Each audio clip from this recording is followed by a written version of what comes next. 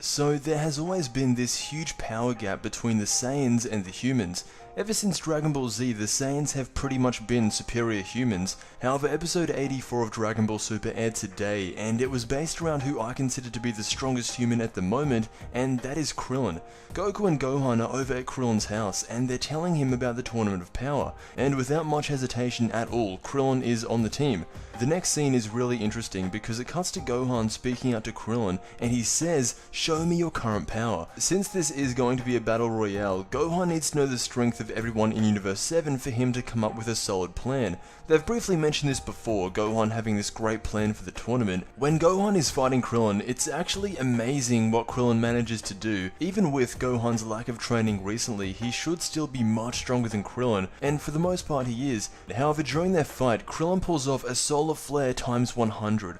I don't even know that move could multiply, but somehow Krillin has pulled it off, and not just Gohan's eyes are blinded, but he cannot sense where Krillin is. So the solar flare times 100 rules out all of your senses, leaving you completely vulnerable. This is where Krillin, not by overpowering him, but by using his own techniques, gets the edge over Gohan and eventually gets him the win. Even though it wasn't a super serious fight, Krillin still won, and when the tournament actually begins, he's going to catch a lot of people off guard with this technique. Once Gohan is knocked into water and defeated, Krillin's next opponent will be Goku, and they are fighting on top of this building in the city.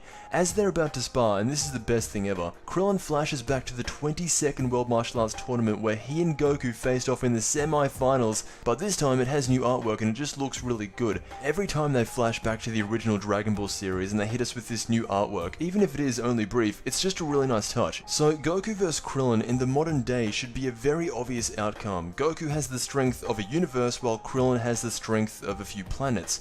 But this time it's different. They're really emphasizing strategy and how that's going to play a major role in winning this tournament. So what we have in the fight between Goku and Krillin is an enormous power level going up against strategy. That's essentially how I see this fight, especially once Goku goes Super Saiyan Blue. At that point there's nothing Krillin can do, no amount of strategizing will help. Goku has him beat in all areas, but what happens next is a good example of what could happen in the tournament. 18 joins Krillin to fight by his side. The way things are turning out, Goku would be very lucky to have a one-on-one fight in this tournament. He even says if he went in the tournament the way he is now, there would be big trouble.